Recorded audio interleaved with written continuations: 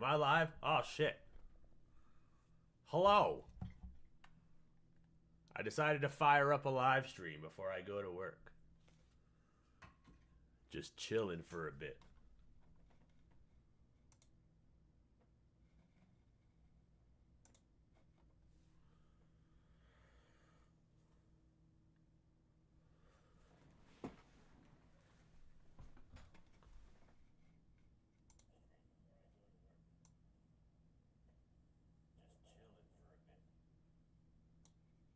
Yeah, there we go.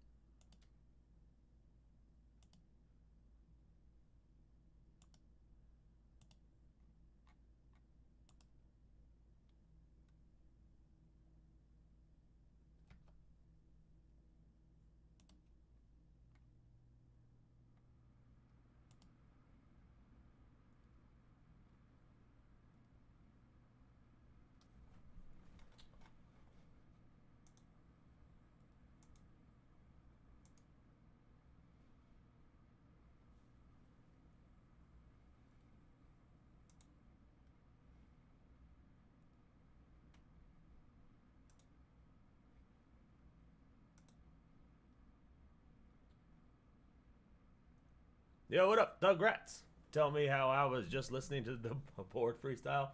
That's what's up, dude. I decided to go live today before I get into work.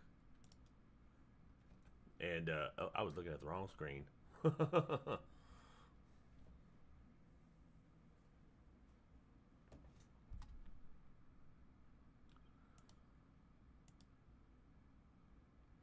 Yep, I have no plans today.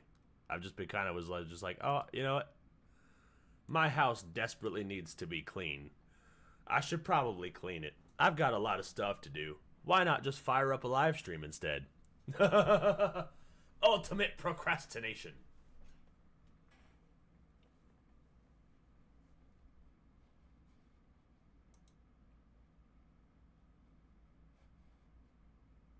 Did you get snow yet? A little bit. A little bit. I got a little bit over the weekend. Not much past that. Been waiting for it. The winter's supposed to be brutal this time.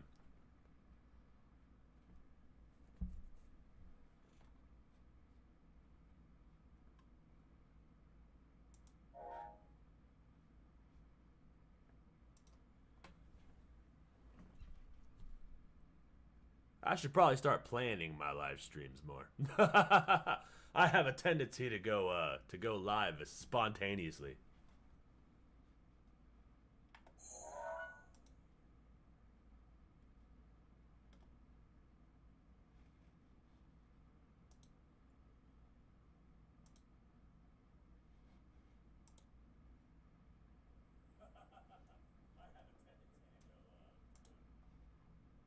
There we go. Everything's set up now.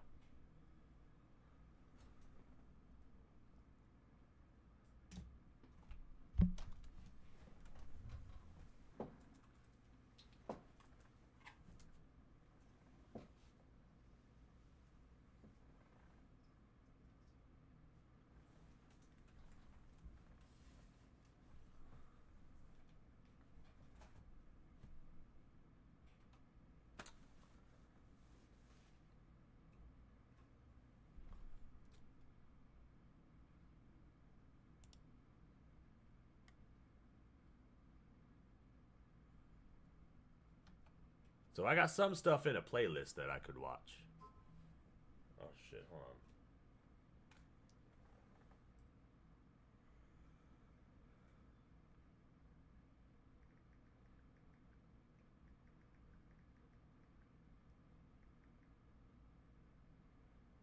How's everybody doing? How's everybody's day going, dude? friggin' hold on.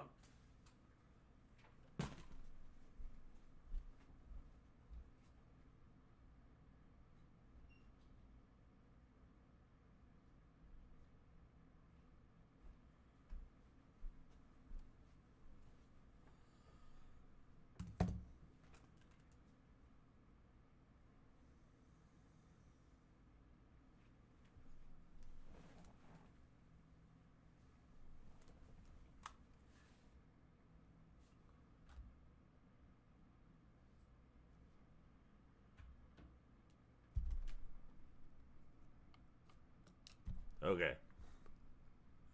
So my wife sent me a playlist of things that I could watch. Since nobody's here. I'm by myself in my room today. How's the wife and kids? They're good, dude. The wife's just chilling. And I'm procrastinating from cleaning the rest of the house. Emmy-chan! There she is. Hey. Emmy-chan in the chat. Now we can start watching shit. I'm just kidding. I was gonna start watching shit anyways, but I've been too busy trying to get all my shit together. I fire up live streams spontaneously without any sort of plan or having anything prepared. But you know, I could totally just start making a schedule and shit. But that wouldn't be very nefarious of me. So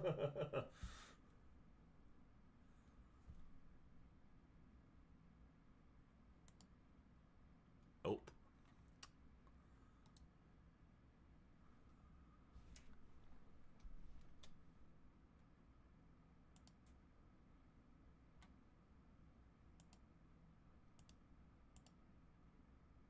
There we go.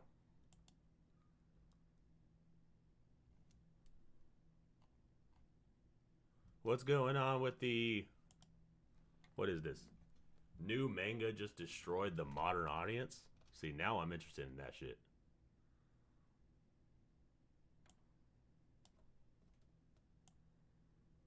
Let's see what Hirohei's talking about, dude.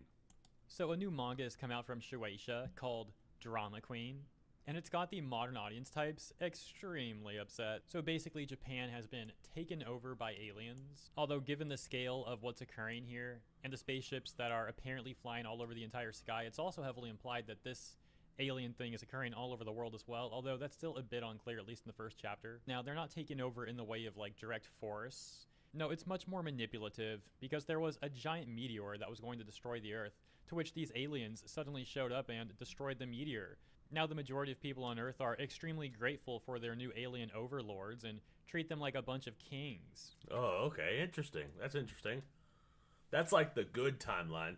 If there was an alien invasion on Earth, that would be the good timeline. Oh, they're here to help us? Oh, and they're here to... Oh, we appreciate their support. Oh, that's great. That's great. They're saying it's a dog whistle for racism? What? Oh, because of the word alien. They need to fucking shut the fuck up with these goddamn quote-unquote dog whistles, bro.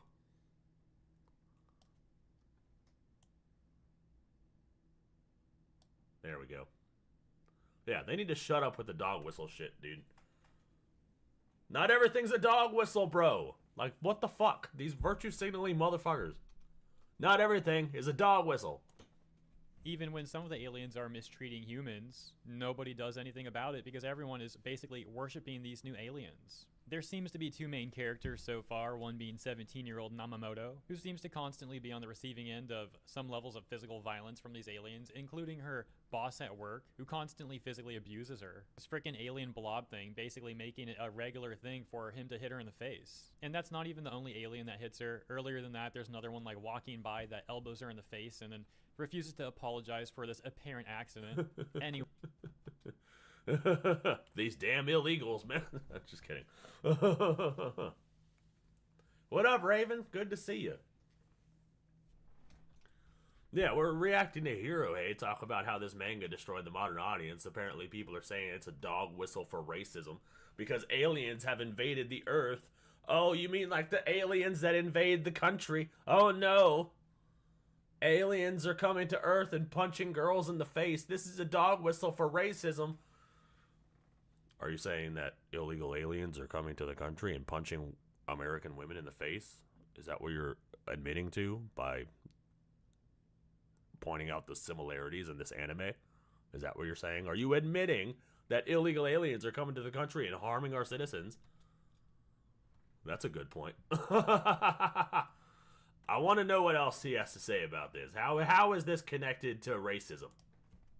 Anyways, she despises these aliens, and eventually she meets a coworker of hers at the factory, Kitami, who also hates the aliens, so they get along great. The dude was also hit in the face by that boss of theirs, but he specifically hates the aliens because of how they killed his family. What happened is that his family was celebrating how his little sister got accepted into high school, and suddenly one of these aliens reverses into them with their fancy car and kills them all. None of the alien authorities doing anything, they don't care. And the humans don't do anything about this either, because once again, most of them just worship these aliens. And the minority of humans out there who don't worship the aliens are basically too afraid to do anything about this stuff, which So I started this video talking about how this was the good timeline. It turned into the bad timeline pretty quick, dude. The art style looks nice. It does look pretty good. I like the art style. Also heavily implies that this sort of thing is happening all over the earth. So once again, while the aliens are not like as terrible as other aliens we've seen in works of fiction and their treatment of humans, there are still absolutely elements of oppression, abuse, deceit and manipulation, etc., coming from the aliens and how they treat humans. Key to me also taking this further and presenting a rather compelling theory that the aliens with their highly advanced technology could have created the meteorite that began heading to Earth to begin with, just so they could destroy it and pull off this whole so-called peaceful invasion. Yo, why does that sound like something our government would do, bruh? Okay, I'm starting to see the similarities between real life and this anime. And so at the end of the first chapter, Namamoto's abusive alien boss accidentally gamins himself, the dude inadvertently setting himself on fire. And of course, Namamoto ends up being fired because of this. And shortly after that, while she's at home, Kitami shows up, and it turns out he also had a little alien incident. Except his was a little bit more intentional. Another alien had hit him in the face. This is like a recurring theme apparently. These aliens love beating up humans. Except this time Kitami didn't take it. He fought back and ended up beating this alien to death. So dude shows... So then how weak are these aliens actually? Like if you could just... They could sit there and just punch you in the face and you'll just take it because you worship them. But the moment you fight back even a little bit, they just die. So like, these aliens must be fragile as fuck. Up at Namamoto's house and is like, yo, I need your help. We gotta dispose of this body. And together they end up crafting this solution. The solution of cooking the alien and then eating it. Well, specifically, Namamoto eats the alien. Kitami seems to find it disgusting, but Namamoto loves it. And this is particularly funny because earlier in the manga, she had mentioned how she hasn't been able to afford meat at all.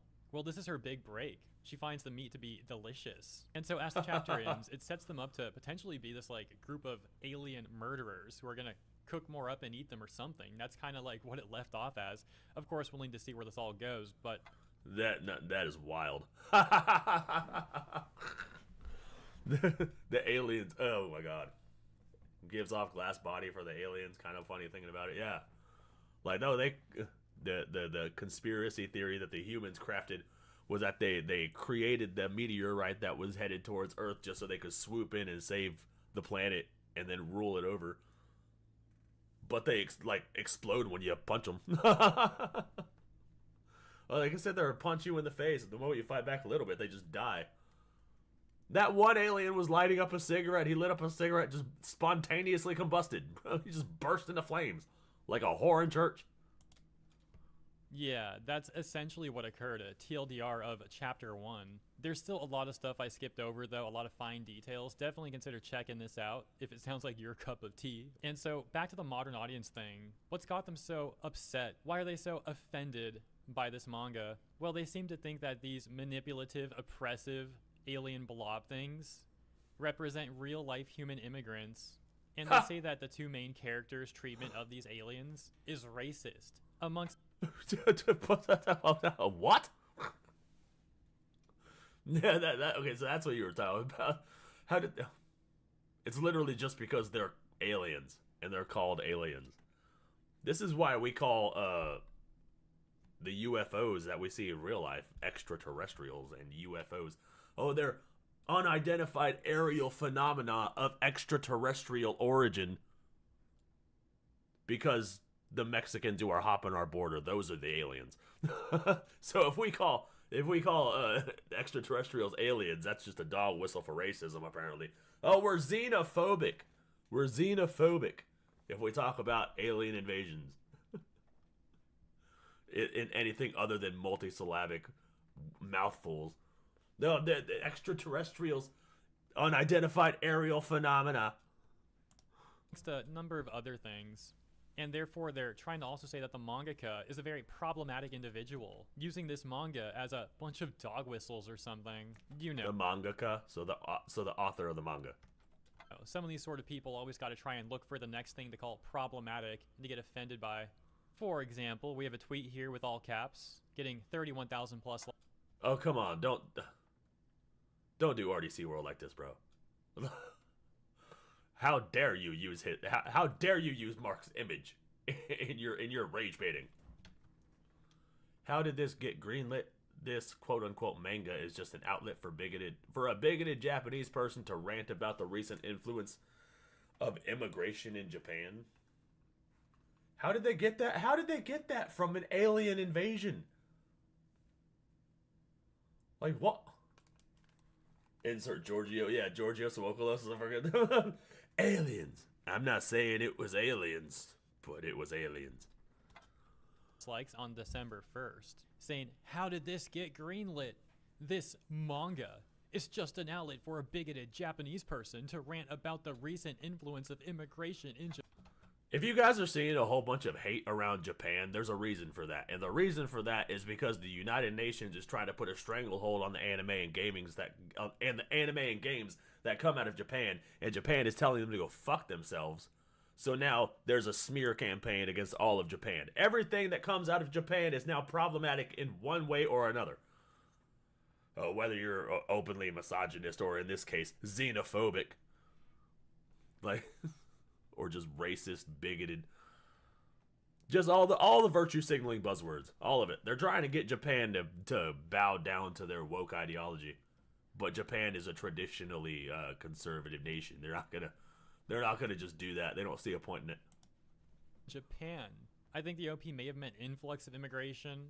Not sure. Regardless, that's a pretty bold claim. The fact of the matter is, you can't know for sure why this mangaka made this manga. Maybe he really doesn't like the influx of recent immigration in Japan. And for the record, simply ranting about that, as the tweet claims, doesn't make someone a bigot. That's like the sort of talking point you'd get from The View or something. But Exactly. And why does that person care about immigration in Japan? That the person on Twitter. Like, I would understand why the mangaka would have an issue with immigration in Japan, especially if it's out of control. Japan is not a very big nation. It's a little tiny island. So maybe they are. Maybe this is like a dog whistle, or not a dog whistle, because that's fucking retarded in and of itself. Maybe it is some sort of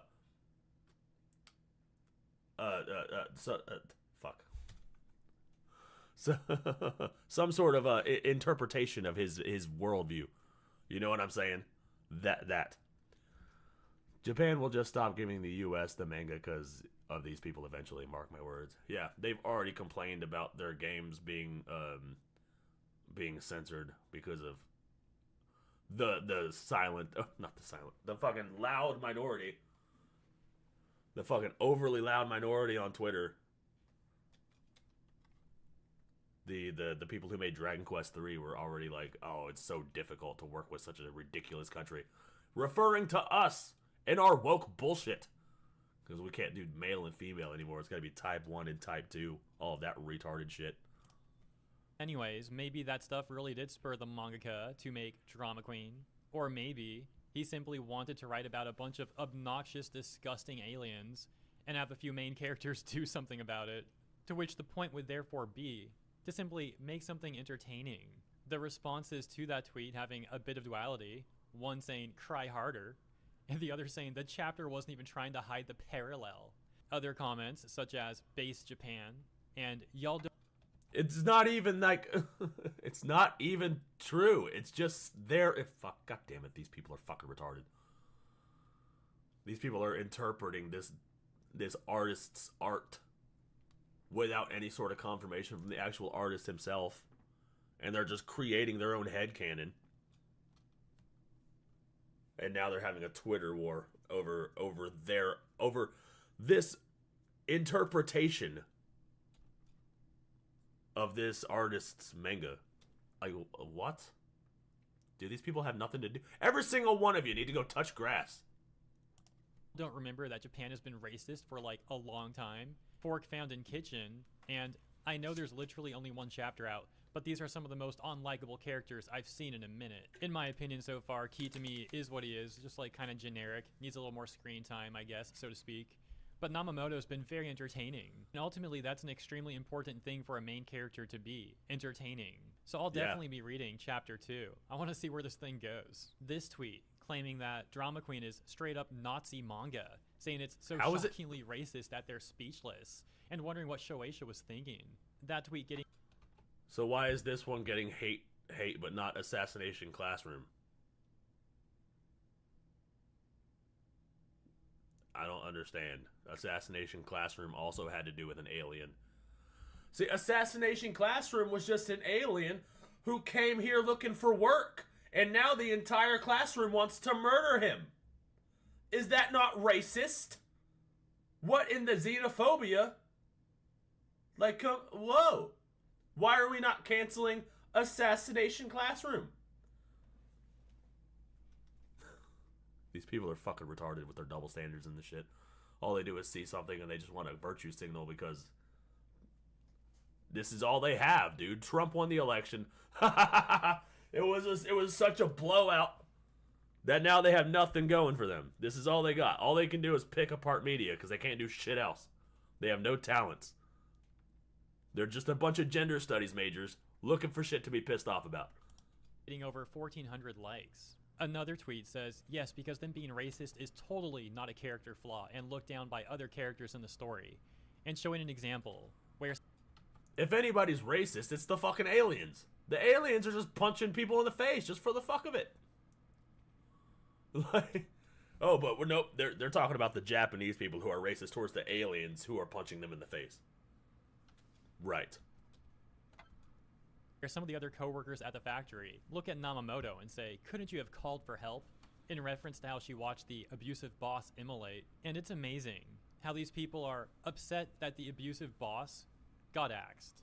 Dude would literally like hit her every day and make her bleed. But for some reason, so many of these people are letting that go, not saying anything about it. And instead, of course, they did the same thing with Lake and Riley. If we're just gonna fucking compare this to real life, then fuck it, let's compare this to real life. All the fucking illegal immigrants that came over here and hopped our border and killing our women, all of those are being ignored. All of it. We're just racist for wanting them gone. Fuck these motherfuckers, dude. Because Assassination Classroom has a mainstream reputation? Yeah, probably because it got popular before all this woke bullshit really hit the mainstream. I guess the woke mob forgot about colonizers this week. Yeah, dude. It's only an invasion when white people do it. Instead blaming Namamoto for everything. Following that same premise, I found this comment to be very interesting. They start by referencing another manga, and then go on to talk about Drama Queen, saying, in this, however, the aliens aren't even necessarily doing anything wrong from what we've seen. The main character claims she got hit, but we didn't see it either time. There's no proof that the system is rigged for the alien. She had a bloody nose! Both times! Jesus Christ, these motherfuckers are fucking retarded. Did they even read the shit? Like, I didn't even read the shit, but like, from Hero Hayes' synopsis of it, or explanation of it, you can pretty easily tell that she was literally punched in the face. Aliens, or that they faked the meteor. Meanwhile, they're the ones killing and eating people. Well, aliens, are aliens people? Maybe that's the question this series is going to address. I'm interested in how future chapters go, at the very least. Well, at least they're interested in seeing where it goes. However, There's some issues with that comment. First of all, they victim blame Namamoto, saying there's no proof that she actually got hit, when she's shown bleeding multiple times. And the first time, yeah, we can see the alien like raised his arm, seemingly smacking Namamoto behind him and making her bleed from the nose. To which she does say, yeah, the alien hit her, and he refuses to apologize. To be fair, there is an argument that this may have not actually hit her the way this was drawn or something, but it seems like a weak argument. And of course, they also said there's no proof that the system is rigged for the aliens, when in fact we do have proof of that. The first example being how aliens are getting free parking places, while humans... Yeah, because these people just want to be mad. They're completely glossing over these little tiny details. Wasn't they trying to cancel Thanksgiving last week? Yeah, dude. Because they try to cancel Thanksgiving every year.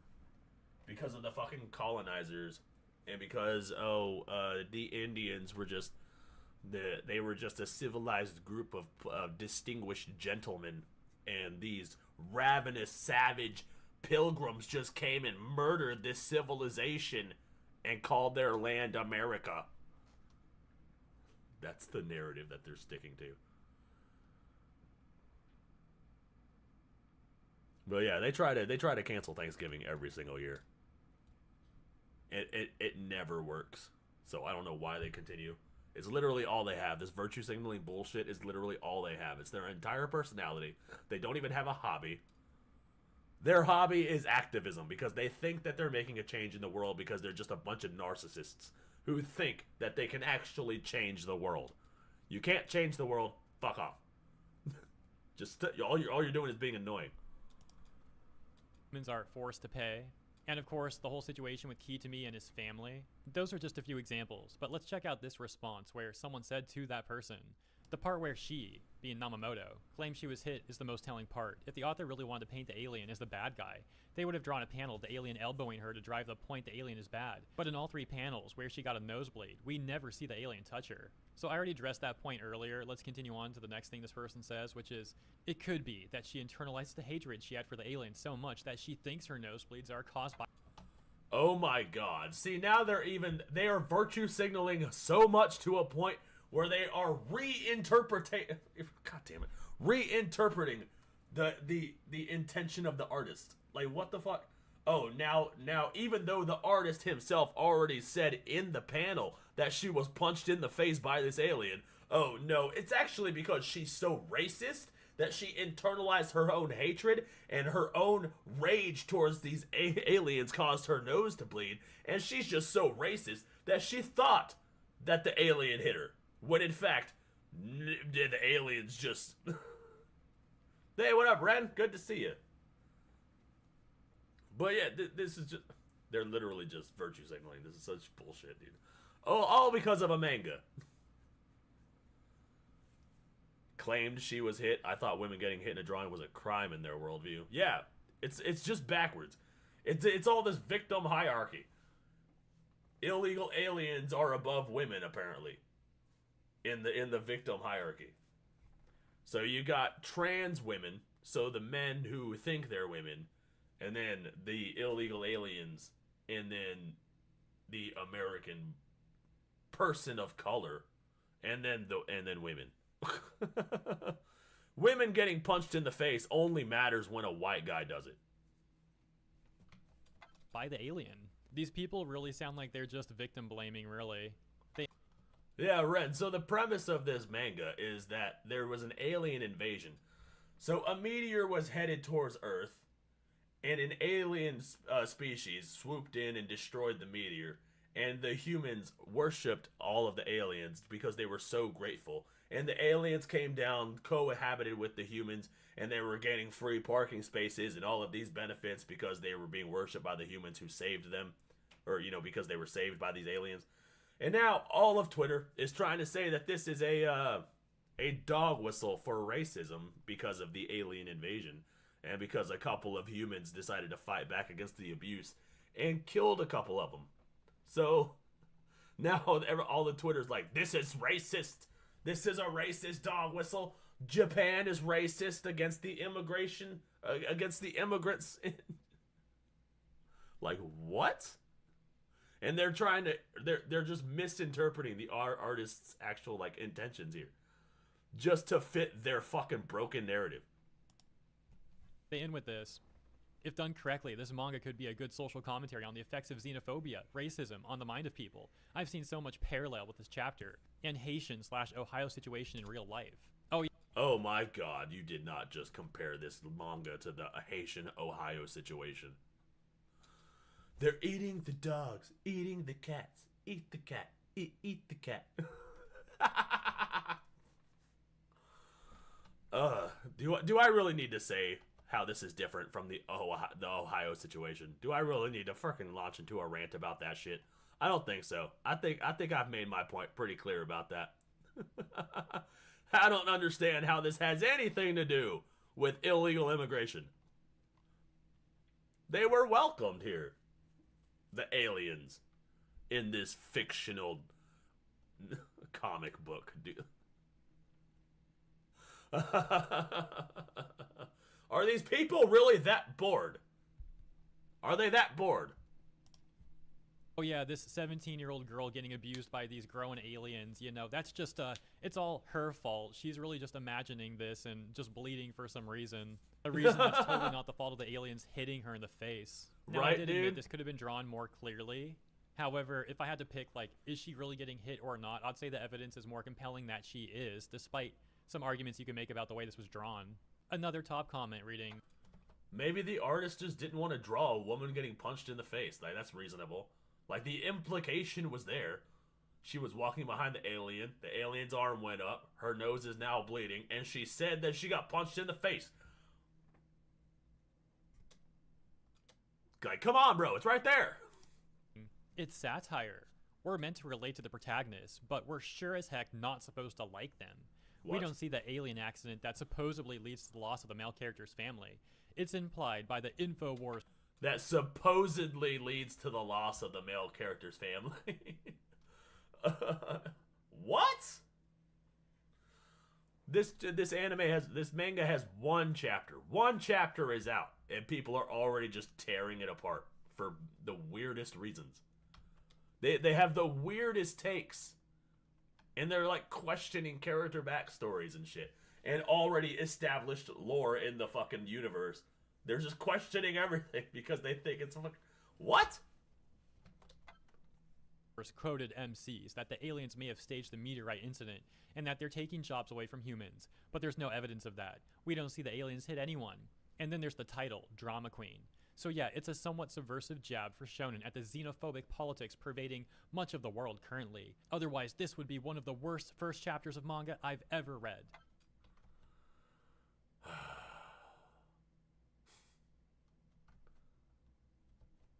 This is literally because Japan won't go woke.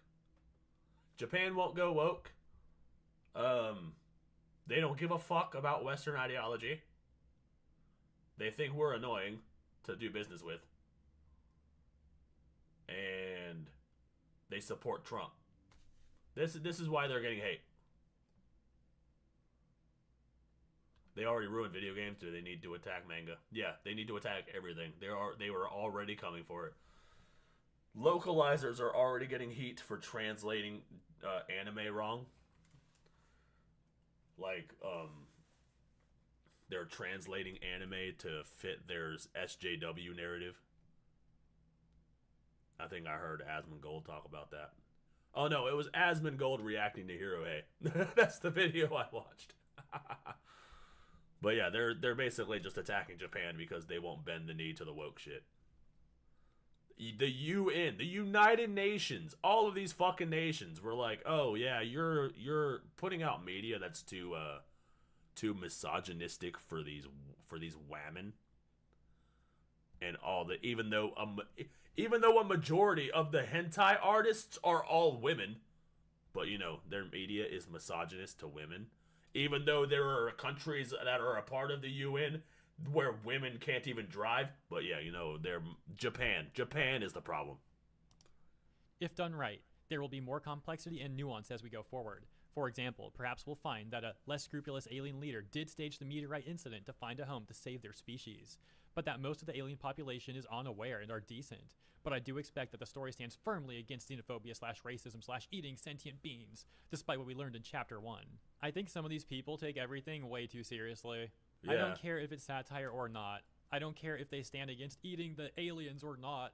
I care if it's entertaining, and so far it has been. As a matter of fact, that's also what I care about regarding the characters. I like the character. Well, I like Namamoto. Like I said, Kitami is a bit generic and bland so far, but Namamoto's been likable.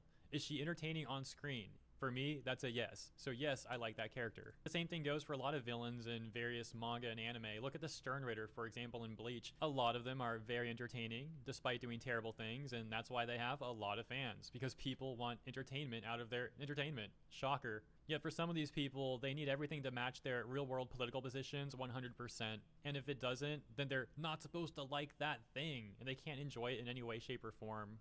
That's wild to me, dude. I can't imagine how you can be so obsessed with identity politics that it ruins your enjoyment of shit. Like, I don't pay that shit any mind, and I enjoy media all the time, man.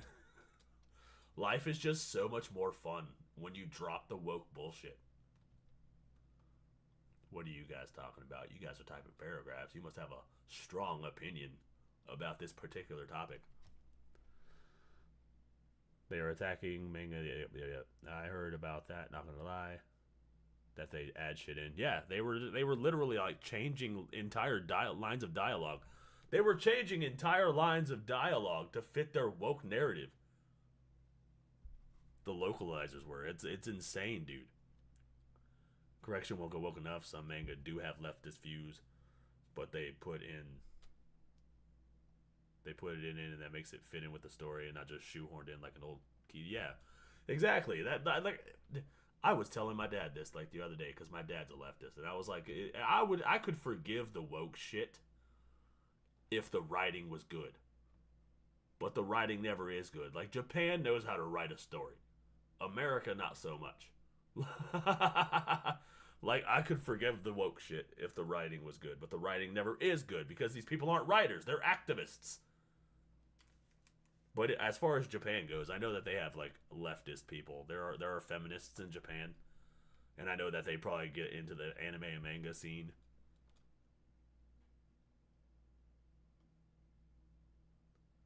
But yeah, like, I'm okay with it as long as it fits in with the story and it's not forced to fit a narrative. Like, that forced diversity is what pisses people off because it's so unnecessary. It's credit card companies and stuff too. Any company that doesn't bow to the woke shit is having their bank accounts frozen. Yeah. Yeah, it was Visa and fucking all these credit card companies and shit. Like, they don't... That shit doesn't... Yeah, that needs to be illegal as fuck. Like, it's insane to me how they could just... These businesses, these corporations can just choose to freeze how you make your money if you don't abide by their agenda. Like, yeah, that should be illegal as fuck. We're supposed to have a free trade market. These sort of people are completely devoid of nuance. It's a pretty sad thing. Anyways, let's read a few more top comments here so you can get more examples of people getting offended by this manga. And I'm not going to comment as much now because I'm actually running out of time. I gotta be out the door really soon. So here's another top comment. It reads, I'll try to give the author the benefit of the doubt since it's only the first chapter and the art's good. That being said, I'm unsure if the manga is meant to be satirical, wish fulfillment, anti-colonialist, or anti-immigration. Might be all of them, I don't know. I'll stick around for the ride though, since their previous one-shots are apparently pretty good. Plus it's rare gives for a fuck to release something this unhinged.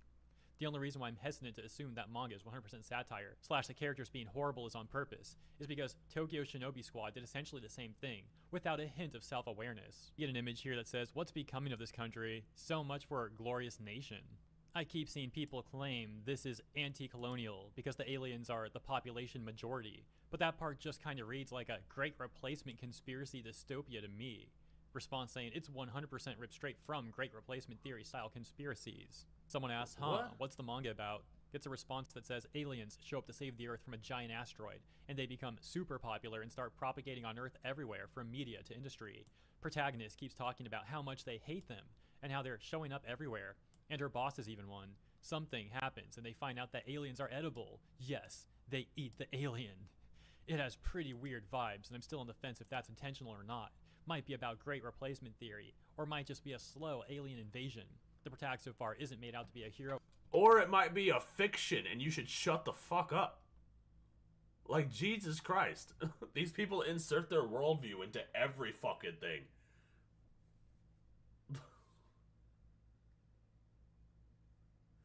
Anti-colonialist. I fucking can't even pronounce the words that these motherfuckers use for their woke shit.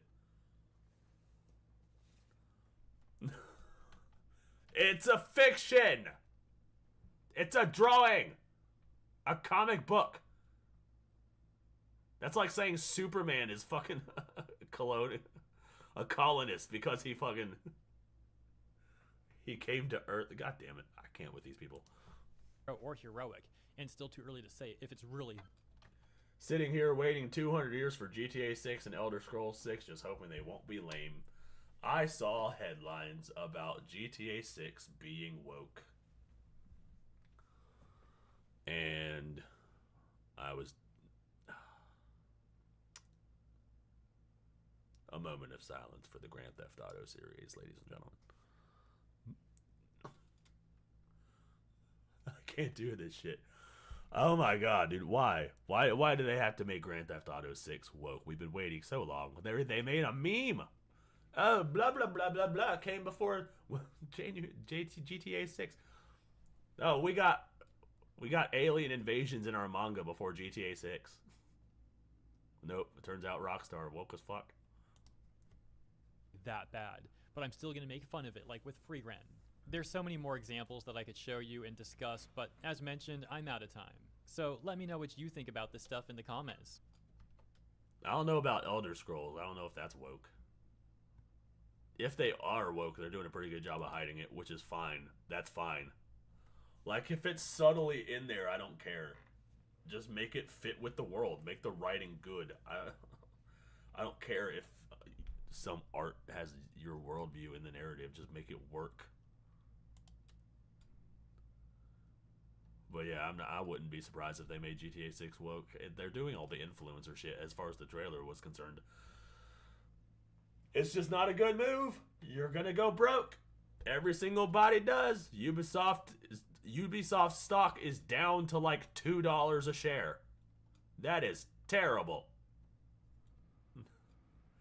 Their stock got cut into like fractions, bro. I heard I'm optimistic, but I won't hold my breath. Yeah, same, dude. Like, I'm hoping it doesn't go past the fucking... I don't even know. Does GTA even have character creators? I don't think they do. I think they just cycle through characters, right? I don't know.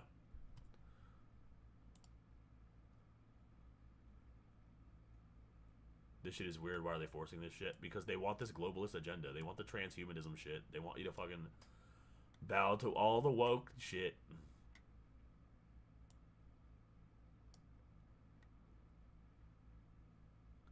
Like, I'll never understand that, dude. That shit. It's just so... Like, I don't understand why companies and the elites are the ones that are pushing this shit. Like, the elites. The companies.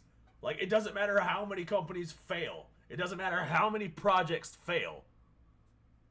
It doesn't matter how many times they fucking go bankrupt. It doesn't matter how much their stock crashes. It doesn't matter how many games flop. It doesn't matter how many movies or shows flop. They still do it. It doesn't matter how many times we tell them that we don't want it. They still continue to do it. It just begs the question, why? It has to come from a higher authority. Like, somebody's got to be pulling funds back. Somebody's got to be like, oh, no, you don't get any sort of funding unless you have a diverse cast. Unless you have at least 6 trans people in your writer's room. You're not getting any funding. Like, I don't... Like, it's gotta be coming down from on high. Because it doesn't matter how much shit breaks or flops or doesn't sell. It never makes a difference. They still continue to do it. But fuck it. We'll just bankrupt all of them. I'm not buying any of your shit if it's woke. The type 1, type 2 body types, even that shit's starting to piss people off.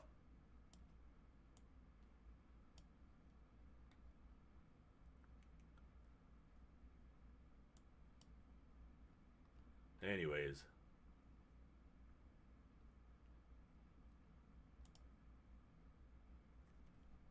Yeah, it's all the transhumanism shit. They're trying to get people comfortable with.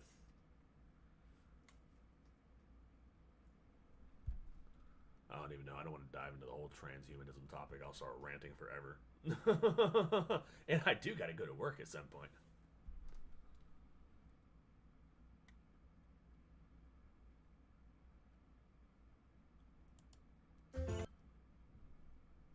Freedom Tunes uploaded, bro.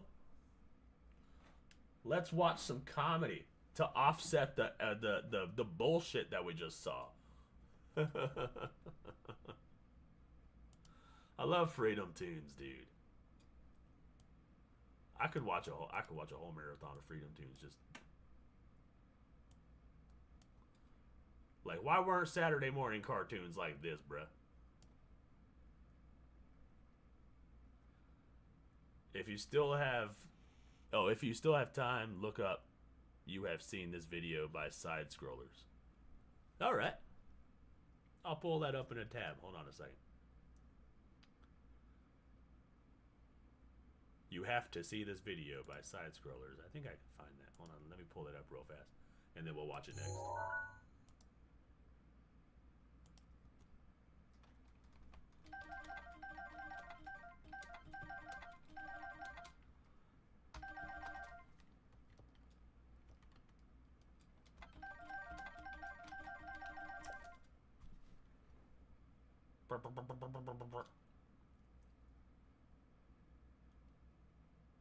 Oh, okay. This dropped a couple days ago. One of the beautiful things about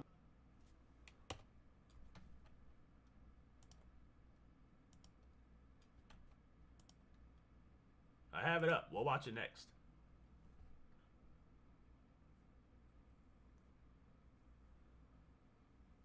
What is Side Scrollers? I seen someone mention that in a girl's comments talking about how the new Harry Potter TV series is hiring a black guy to play Snape. Oh yeah, I read an article about that. Harry Potter's going woke too. They gotta care about their diversity on their cast. They gotta race swap Severus Snape.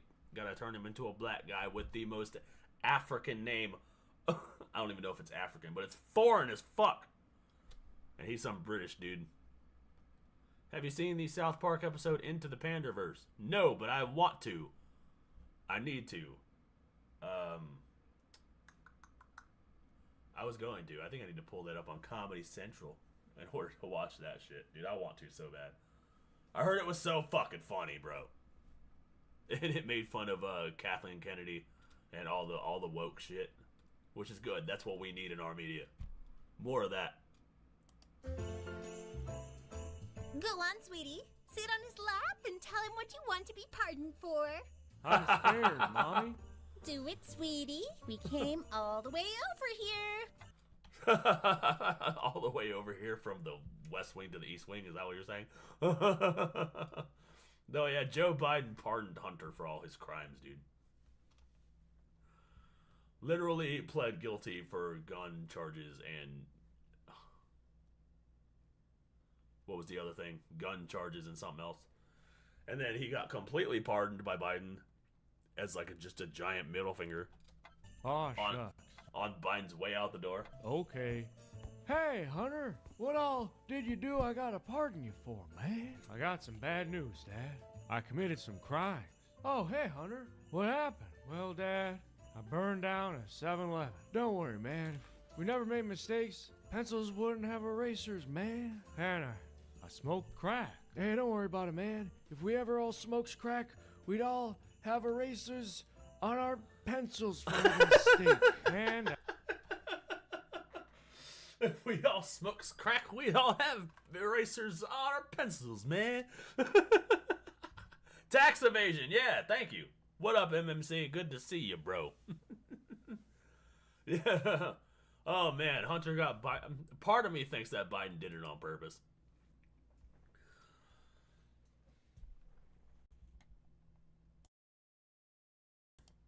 like, okay, so part of me believes like the actual fact of the matter is that Joe Biden just wanted to pardon Hunter for all his crimes, but then part of me wants to believe that Joe Biden is continuing to sabotage the Democrats on his way out the door. Oh, what else what is this? Oh, let me pardon my son so Trump can pardon all the January 6th protesters without any sort of pushback. Literally, now Trump can just pardon everybody, and if anybody says anything about it, oh, well, Joe Biden just pardoned Hunter, so what are you gonna do? How about you take your news articles and your headlines and shove it up your hindquarters? It could be both. Yeah, probably. That's probably the most likely. Because Joe Biden has been spiteful as fuck. I sold influence to China. Oh, it's okay, son. If nobody ever sold pencils to China, chopsticks wouldn't have erasers, man.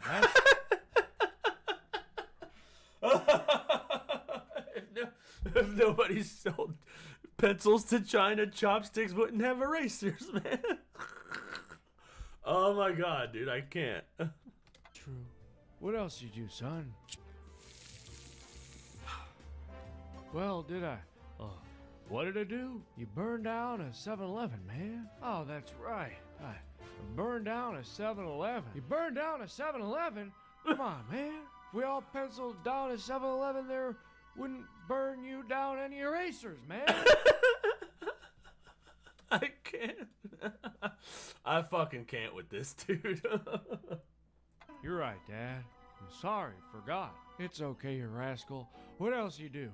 Well, Dad, I sold influence to China. What? Oh, come on, man. If you gotta be like that, pencils, all you have oysters on your email, man. And I forgot to tell you. What? Dad? Dang it, man. I joined Hezbollah. Who's that, the Angry Muppet? Why'd you go do He joined Hezbollah? The fucking terrorist organization. What's the channel again? I need to look at these later. This is Freedom Tunes. Freedom Tunes. Why am I not subscribed? Oh, I'm on my Clips channel. That's why I'm not subscribed. Subscribed. It's called Freedom Tunes. Yeah, I'll drop a link in the chat.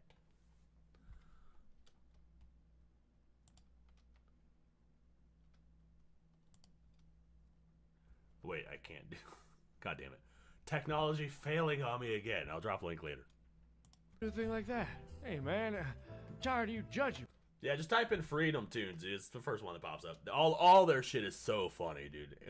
Me, man. What's got into you, Gunther? Dad, Dad, I'm tired of pretending. It's your fault. I'm tired of pretending it's my fault too, son. No, you taught me to smell influence to China, man. I never smelled a Chinaman. No, Dad, it was you. You made me do it. You sure did.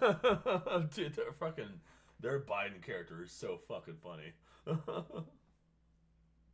You smell things to China. I never smelled a Chinaman. Bank account. Made you do what? Sell crack to China, man. Dang it, Chunker. It's not how we do things in the Baggins family. Oh, and you're so good. In the you Baggins sniff family? kids. Yeah, well, that may be true. But at least I don't have dementia. You do have dementia. Yeah, but at least I don't sniff kids. That's true, man. I'm sorry I committed those crimes, Dad. Nah, it's my fault. I told you to do it, man. Really? Yeah, man, I forgot I it was told you to against do the it. law. It's against the law? Oh, man, you gotta pardon me, man. For what? I don't remember. Oh, come on, man. I got an idea. Just pardon me for everything between, January of 2014 and December of 2024. Okay, bumper. And done. Oh, thanks, man. Merry Christmas, Dad. I celebrate Kwanzaa, man. See, that wasn't so bad.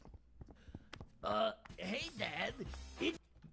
Oh yeah, dude, he pardoned Hunter for like everything he did over the last decade, dude. Wow, that is wild, dude. And I don't think there's ever been a president who pardoned their own family member, dude.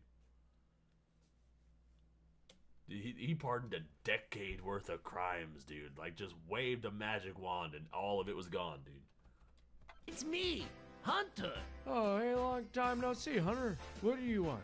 A list of things you can pardon me for. Make it out to Fauci, though, okay? You got it, man. Firstly, gain the function research, even though it shouldn't be a crime, and it was sorely needed in order for us to truly understand. It's a list of all these people just dressed up as Hunter. This is P. Diddy, bro. And Kamala Harris. How to allow. I think I saw Bill Clinton. Oh, that shit is fucking funny. But yeah, it was Freedom Tunes. Go watch Freedom Tunes. They upload all the time, and they are just so funny, and they are accurate. It's like political cartoons of today. Wonder if some of those charges over the past 10 years had any implications of Joe Biden's involvement. That's a good point. That's a good point. There was a lot of Burisma shit, and they definitely oof. That's a good point, dude. I didn't think about that. That's probably why Biden did it. Because once Biden leaves office, bro, I don't know. He still has the presidential immunity. I don't know. So what is this? Side scrollers. Have you have to see this video. One of the beautiful things about going on vacation is you get to see other people's content for the first time, and that is what's happened here. Now, first and foremost, you need to know about the person who made this video and why we're going to check it out and why it hits so hard. The person who made this video is named Laura Fryer. Now, if you don't know who Laura Fryer is, well, you've definitely played her games and should know who she is. So let's check it out. Laura Fryer is a seasoned executive producer with a rich history in the games industry. Okay. She's held various leadership positions at Microsoft Game Studios, Epic Games, and Warner Brothers Interactive Entertainment. Laura Fryer is now making YouTube videos, and man, oh man, she has some opinions about the video game space. And it's amazing to see some of the pushback, which we're going to get to here in a little bit. So, oh, she has some opinions about the gaming industry, the modern gaming industry. I'm interested in seeing these opinions. Apparently, she's a pretty seasoned veteran in the gaming industry. We're gonna watch pretty much this entire video, but I encourage you to go check out Laura's YouTube channel. I don't know what she's doing right now, full time, but I'll tell you what, man, I would love to find a way to work with her. She seems like she has a great approach to games and was there during the rise of video games. So let's take this out. Hey, if you guys are new to the channel, make sure you guys hit the subscribe button. We'd really appreciate that. Hit the thumbs up button as well if you guys enjoy this stuff and we provide any value to what's going on. But this video is simply called Games Industry Bubble. And I'm going to tell you this right now. She nails it. It's no secret the games industry is struggling. Millions of dollars have been lost and thousands of layoffs have occurred. Even games with mild success will not make their money back. One would think that these failures would create a moment of crisis, a moment of self-reflection in the industry, that studios would realize that instead of lecturing gamers about what they should want, they would listen and understand their fans. Right. Sorry to interrupt, but does that sound familiar? Sounds like something we've been preaching on this channel for a long time. Yeah, it's the only thing that makes sense, dude. That's how you run a business. It's not just in the gaming industry, it's in all across the business spectrum. Like, the only way that you can succeed is to listen to your audience, listen to your consumer base, and then mold your product to fit what they want. Like, if you actively go against your consumer, you're going to get backlash, and nobody's going to buy your product. That's not just gaming, that's everywhere. And it's great. I mean, spectacular to hear somebody that has been so intertwined with the industry say the exact same thing. And I'm going to tell you this right now. Laura's not alone. There are hundreds, thousands of people in the industry who think this exact same way. They've just been zipped up and they're not allowed to say it. You know, the people who want to be entertained, who want to pay to play their games. So how did we get here? Why is it so difficult for the feedback to get through? Why aren't studios listening? Well, the problem is that over the years, they've created a bubble. And unless they turn things around and step into the light, things are only going to get worse. Let's talk about how this happened. All right, once again, I gave you her rundown. her resume before. This lady's been around for a long, long, long time. And she goes into it further on her channel. And yeah, she seems to be really well versed in the whole gaming sphere. I'm telling you, she's pretty damn important. She's been around. It's great. When I first started in games, you made a game, got ready to ship, and then you talked about it at E3. You let people play, and sometimes you even had gamers at E3. It felt like a fun geek fest with friends. As games became more mainstream and made more money, things started to change. The press became more powerful, and reporters that wanted to increase their audience might do so by creating breaking news about your game. Sometimes oh, Game Informer, rest in peace, Game Informer. I used to have a subscription to Game Informer when I was a kid. It was how I received my gaming news. Since we didn't have internet yet. that was really good, and the game developer would score a magazine cover, they'd get more sales and a lot more attention. Sometimes it wasn't so good because a lot of game developers weren't great at selling their games. They were just great at making them. They might say something wrong about the game, or maybe a reporter would misunderstand. This could end up costing the game developer shelf space, sales, and sometimes their job. Noise in their makeshift trailer park across the street from E3. I think it's more honest. Like, we don't have to put on a big show. Our big show is our technology. Naturally. Man, how refreshing is that to see? And you can see where she's going with this right now. You can already see where she's planting the seeds on this. The idea that all of a sudden it got a little more corporate. It wasn't about just making games. It was about advertising, promoting the games, which, you know, we've talked about this many, many times in the 90s and the 2000s, where it was small teams of passionate game makers. And all of a sudden, ooh, you said something bad. Okay, let's correct that. What happened was the game developers and publishers started to evolve out of self-interest. Right, they needed to protect their investment, so they would...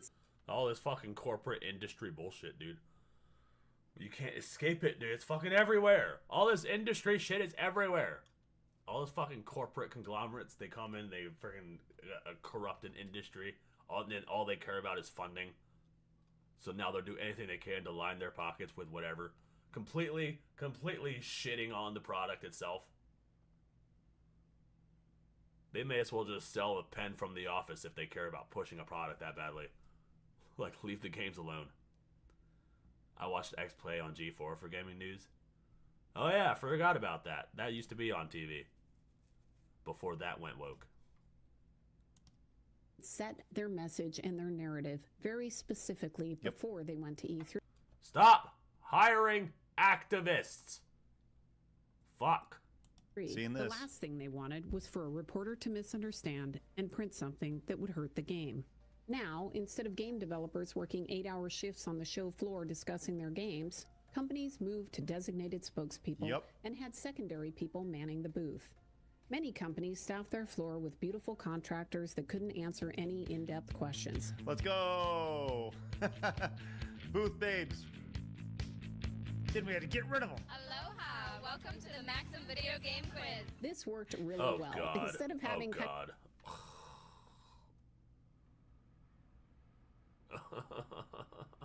Of course, dude. Of course. It was a matter of time. Kind of a grumpy... Wait, you're telling me that just getting a bunch of hot women together to sell your game would work? Of course it would, because gamers, as we know, are dudes, regardless of what. Sex sells, bro.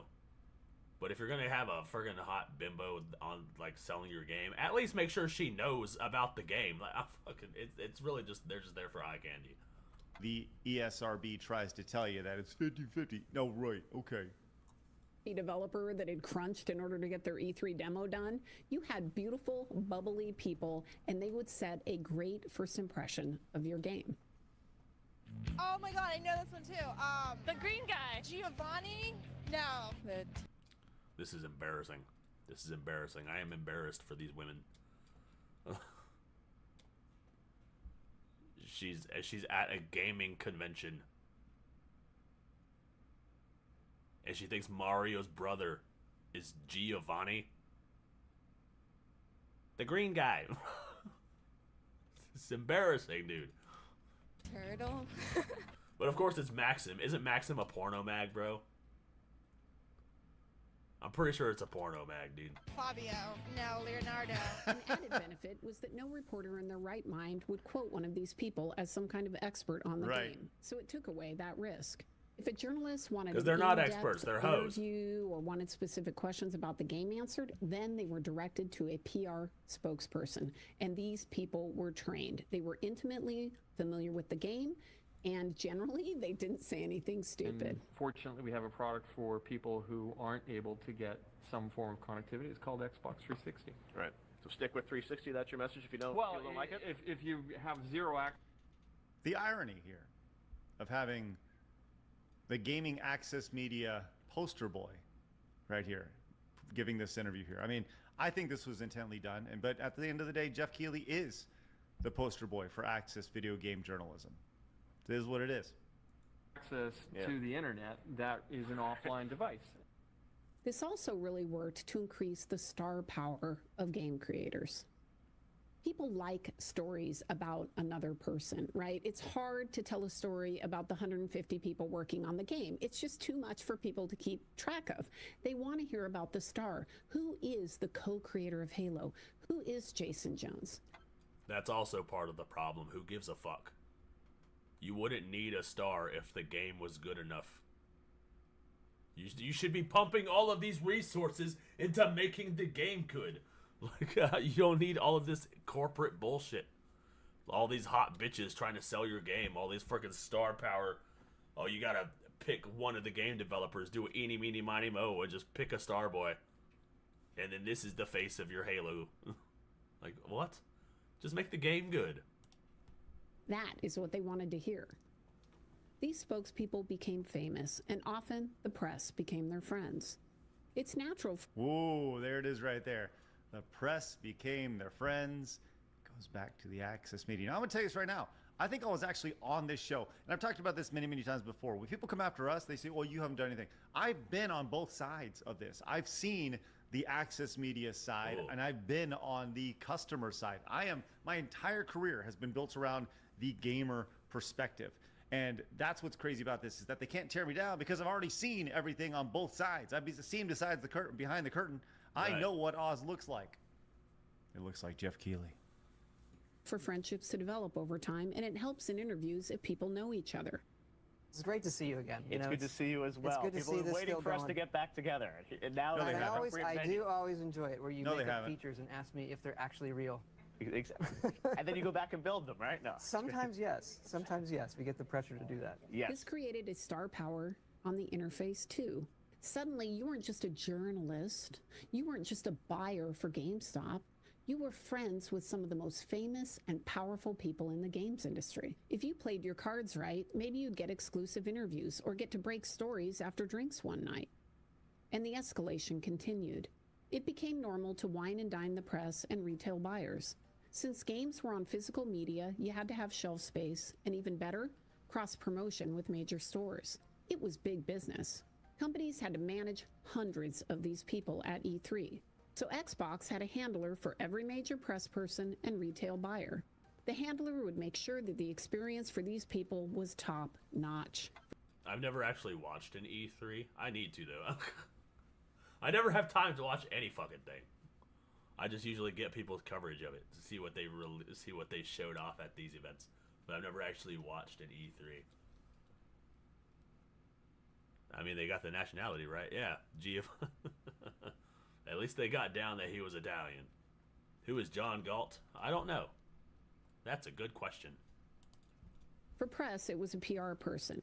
In the Xbox case, they had internal PR and an army of contract PR people from a company called Edelman.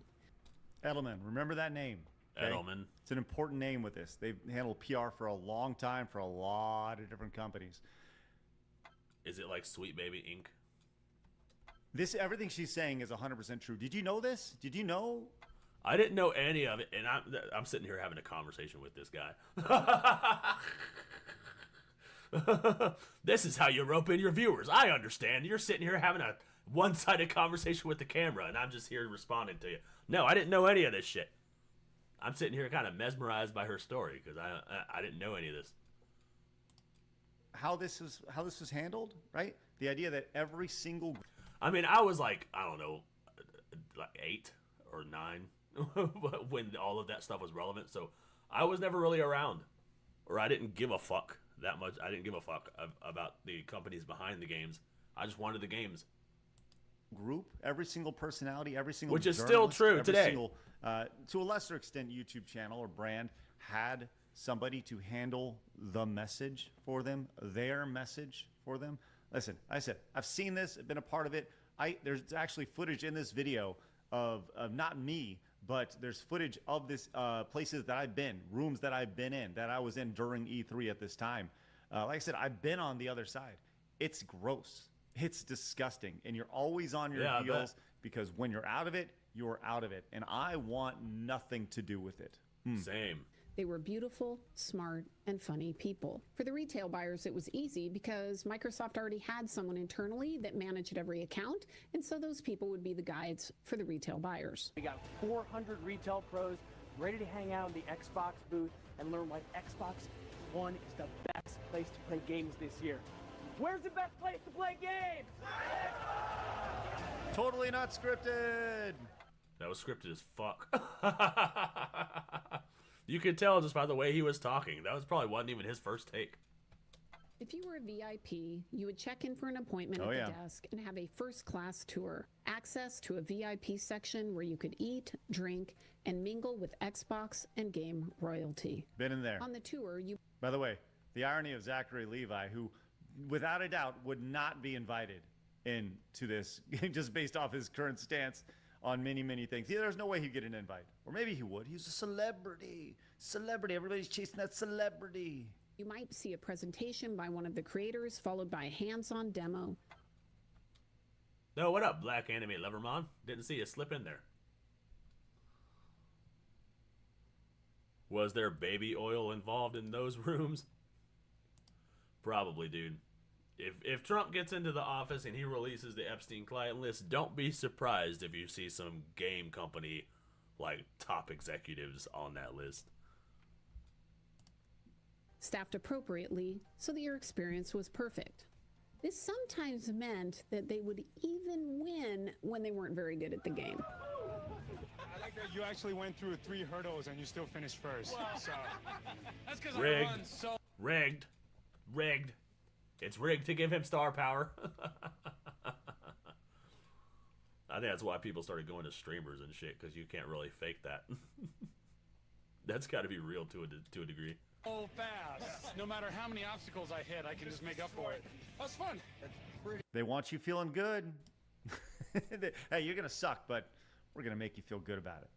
If the game was big enough, like Gears, there might be an exclusive party. Not Paris Hilton. It was also staffed with beautiful people, models, and sometimes even celebrities like Paris Hilton. I remember Paris showing up at the event. She walked over to the bar and slammed a few shots. Next thing I knew, Cliffy's girlfriend was posing for a selfie, and there I was looking like, I don't know, where's Waldo in this picture?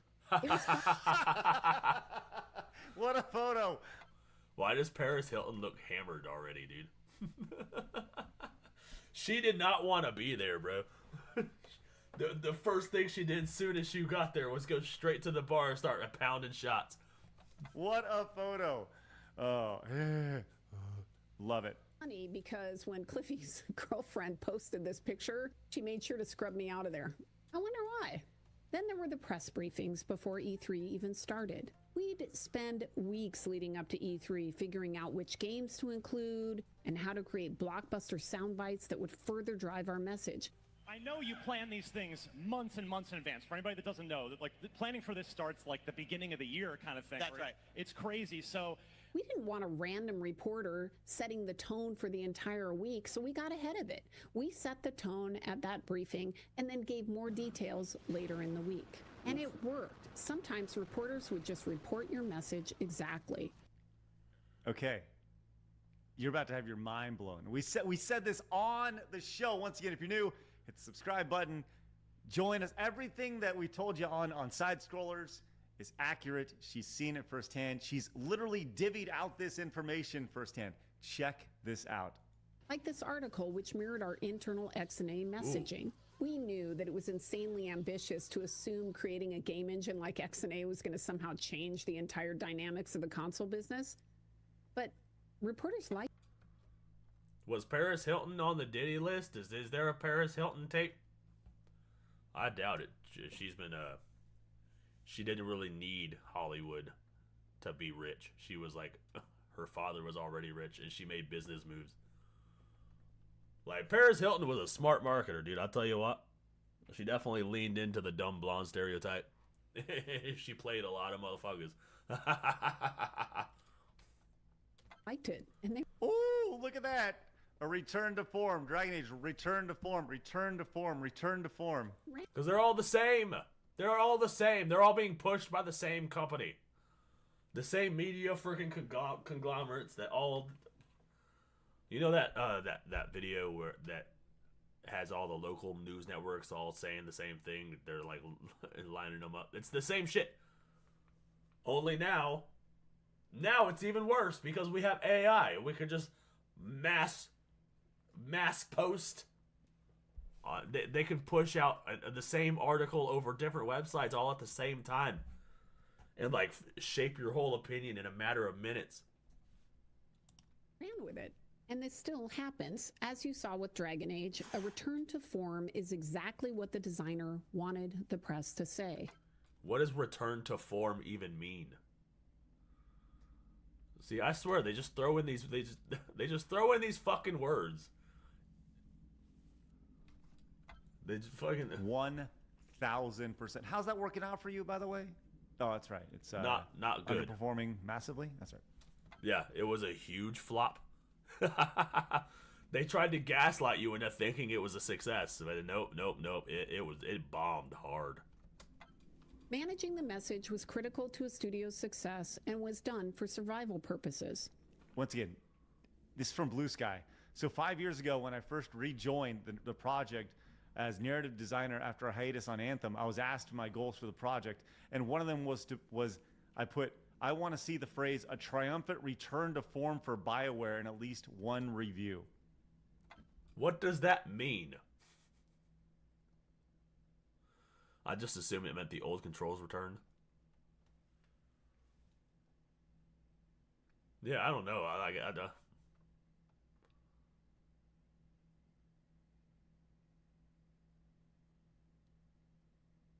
I would like them to return to the old formula. That's what they need to do. They need to stop trying to modernize games for this imaginary modern audience and return to the old way of making video games. That's what they should have said. Return to formula. Return the old formula. But nope. They're literally just modernizing the games for this imaginary audience that doesn't exist. Of course, put it in the bullet points, and that's what the media, the access media, return to form. It's like we are predicting and telling you exactly. It's a playbook. It is a playbook, and it's been exposed. But it sadly started to hurt gamers. You now had an industry that was in a bubble. Yep. As the friendships and relationships grew, only journalists in the bubble were given exclusives. Ding, ding, and ding. Sometimes their review didn't match what was going on. Yep. You saw this recently.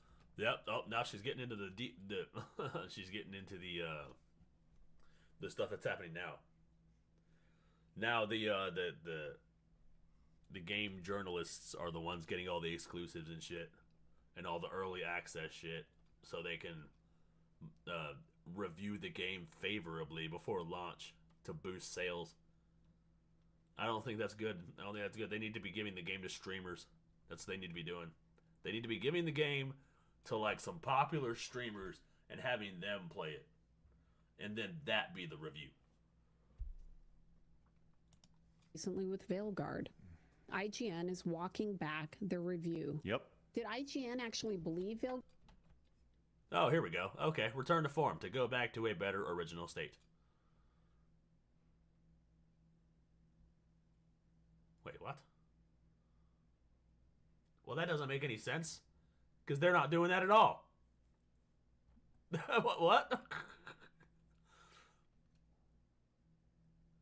I appreciate the Google.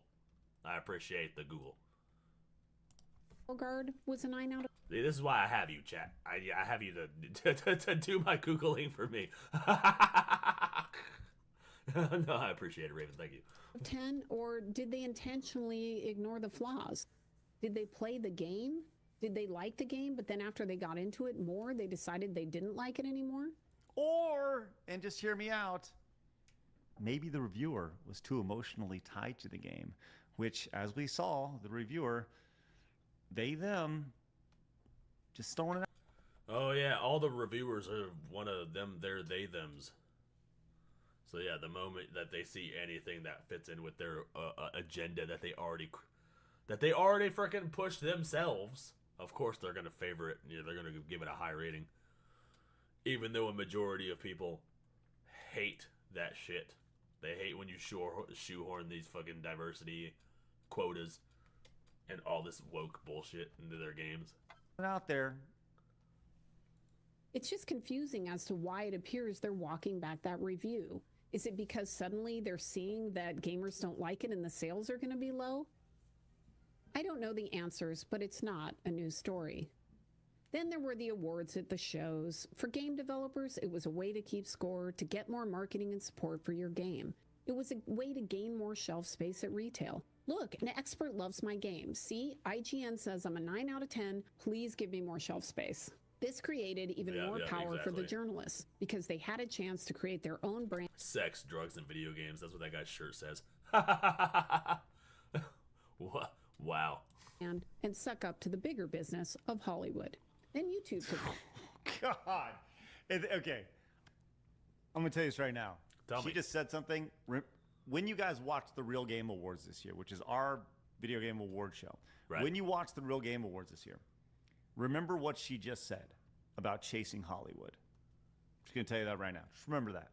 Okay. Took off and threatened to bring the whole thing down because suddenly you didn't have to listen to a print magazine. You could just go watch the game being played online and hear what that person had to say about it. It took a while, but the industry started to notice. I remember being at WB Games and arguing with our PR team about this. Being a Hollywood company, they loved the current setup. They had been cultivating these relationships for years. They knew and loved the model. They didn't want to embrace the new reality. On Gotham City Imposters, we wanted a presence on YouTube, so we made the videos ourselves. All of these videos were done by the actual game developers. They didn't have a budget or help, just their own creativity and time. Oh, wait, so they made videos? That's pretty cool. That's pretty cool that you're connecting with your audience like that. See, that's respectable. Once the big companies caught on that YouTube and streaming was here to stay, they started the process again. The playbook was the same. Cultivate a relationship with the most popular streamers and YouTube personalities that love your game and pull them into the bubble.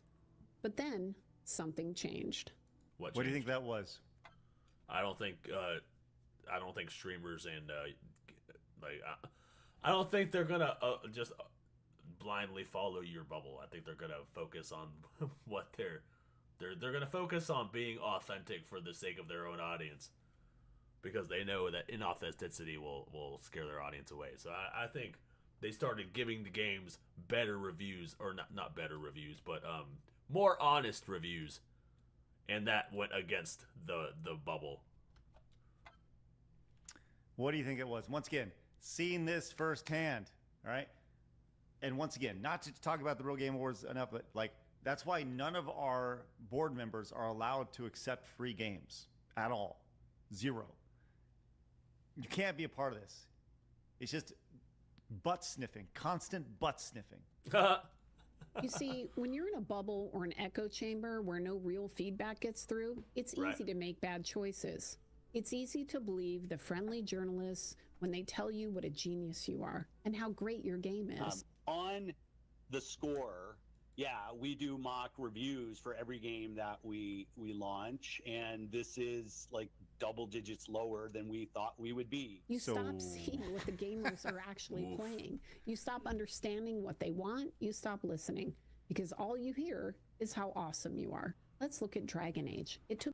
Exactly. Dude, fucking exactly.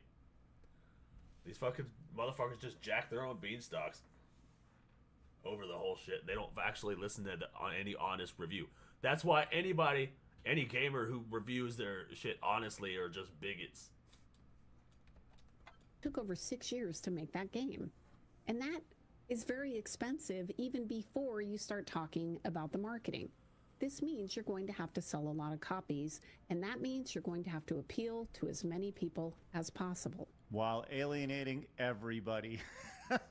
Because, hey, why not? Look, shipping a game is really hard, and I give these developers a lot of credit for getting it out the door. There's no question that some people like the game, and that's great. But it's looking like it won't be. Yeah, game development is hard, dude. Which is what game development is hard and it's time consuming. So that's why it blows my mind that if you're gonna make a game, like, why would you not want to make a game that you know is gonna do well? Why would you shoehorn in all this bullshit? You spend a decade making a game that's just gonna flop. Why would you do that? Like, why would you not put your whole heart and soul into what you're doing and make sure it's the best that it can be? This shit takes fucking forever to do, bro. Like, that will never make sense to me. Be enough, and I have concerns this will lead to more layoffs. Also, as a gamer, I have no problem with game developers taking risks with their content. Who doesn't love innovation? But that doesn't mean I'll buy your game. There are many games I like and many that I don't. This is true of movies too. And that's the beauty and the challenge of working in the games industry. Sometimes you will make something that you think is good and people don't love it. I was proud of every single game I shipped, but not all of them had commercial success. Yeah, I mean, you can't win them all, but, you know, practice makes perfect. As you keep putting your heart and soul into it, eventually you will make a banger that people love. It was frustrating. But I didn't blame the gamers for that. Oh. Instead, I tried to look back. I tried to self-reflect. What did we do well on this game? What could... Yeah, that's what you're supposed to do. Thank you. Oh, she's about to get into the... Oh, well, we have done better. Think about what she just said. The idea of she took accountability. She looked at what they did wrong. If they had a failure, they didn't look at you and say, well, you didn't buy it because you're a bigot. That's what you're seeing from this bubble industry, this bubble media right now. And that's what I love doing, what I love about what we're doing, is that we are the wake-up call. And that's exciting. Oh my gosh, it's awesome. And it's so validating to hear somebody like Laura say this. It's amazing. Yeah, dude, it is validating. So as you hear someone of such high, stature in the gaming community, like, talk about this shit. Because the agencies that want the message, put in withhold money unless their demands are met. Unfortunately, that stuff is not fun to average people. Yeah. That's another thing that needs to be just fucking illegal. That needs to be made illegal all across the board. Like, if you're pushing in a narrative, if you're withholding funds to push a narrative, that I don't understand. Don't be surprised when your shit flops. Easy. Why didn't this work out? And as the leader of a studio or a game, I always looked at myself first. War in the North was also a commercial failure, a fact that many critics attributed to the timing of its release, being released only 10 days before the juggernaut of fantasy gaming, Skyrim. Gaming. I mean, that would... That's actually a pretty solid reason. Like, I'm not usually one to blame a game for other games' failures. But, like, if you're launching a game the same time as Skyrim, I mean, that blaming Skyrim is pretty valid. Skyrim is too good, dude. It is such a good game. I beat the fuck out of Skyrim. Got my character to level like 88 or some shit, or like 80. I think it was 80. And fucking yeah, I can understand, like, if you release a game at the same time as Skyrim and then your game flops. Probably because nobody even knows it exists. Is entertainment. People aren't forced to buy your message or your game. Holding back user reviews for a few days only buys you a few days. Eventually, the truth comes out. Eventually, people notice that you aren't delivering fun games, and they stop giving you money. Everybody knows it's over. Everybody except you. When people ask me why AAA games are in trouble, this is it. Because they're not reflecting on what they could do better. Instead, they're attacking the people that they want to sell their games to. It is not a winning strategy. Thank you. Fucking thank you. I've been saying that forever. Like, that's not how you get people to buy your games. Or watch your movies. Or watch your TV shows. They're making everything woke.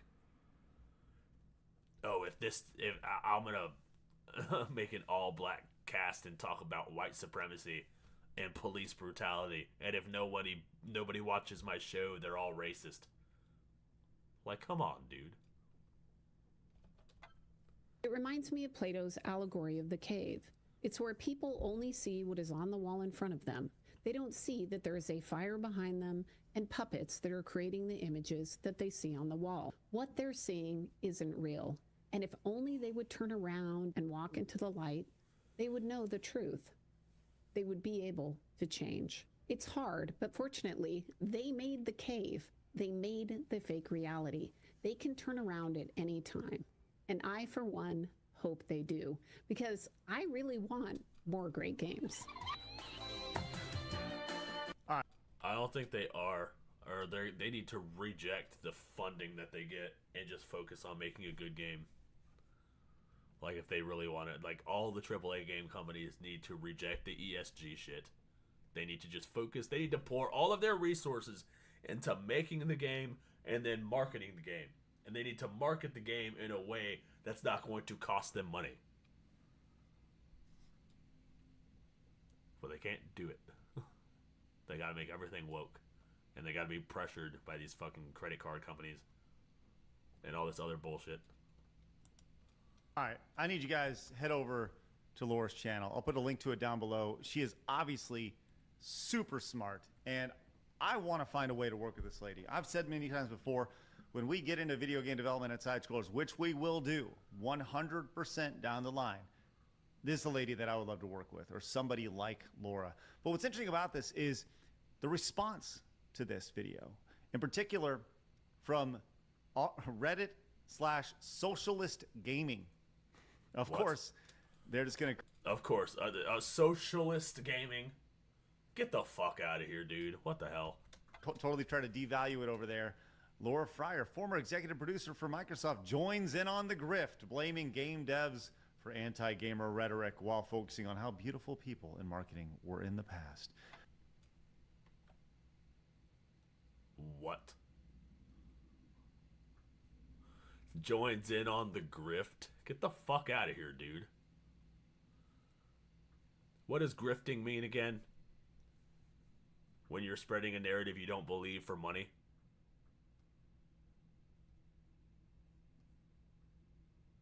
Blaming game devs for anti-gamer rhetoric, as opposed to the game devs blaming the gamers for not buying their game.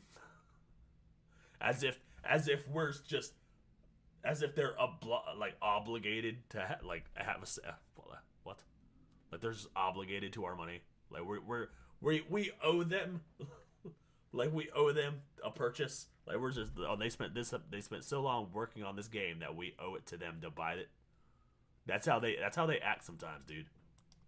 Hey, do you think it's like one of those? Do you think these people will ever like look at this and be like, "Oh, we're the problem. We're the problem, right? There's not enough of us." Anyways, I find that absolutely fascinating. They never will, because they're all narcissists, and narcissists will never see themselves as the problem. The problem will always be everybody else.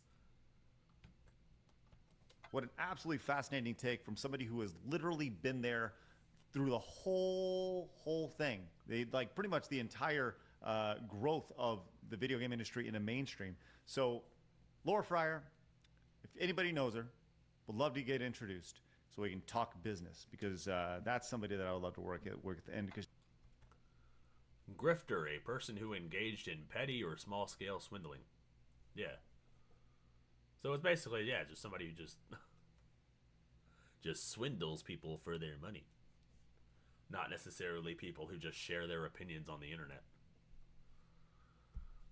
These people just throw words around, bro. That's it. Asmongold was right when he said. I watched this thing earlier about how. Let me see if I can find it. That'll be way better than just me trying to sit here and explain it to you.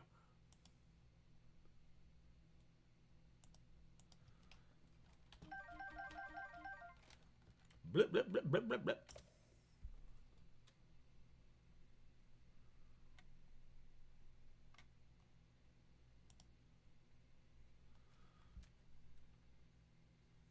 Was it this one? Yeah, it was. I said something stupid. What is it?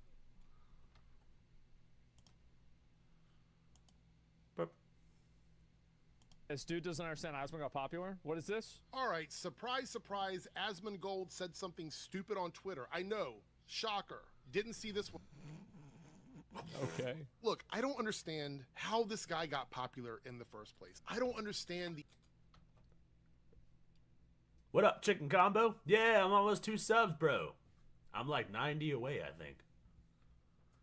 But yeah, speaking of grifters, recently I've added the word grifter to the long list of words that, when used, I take the person using it less seriously.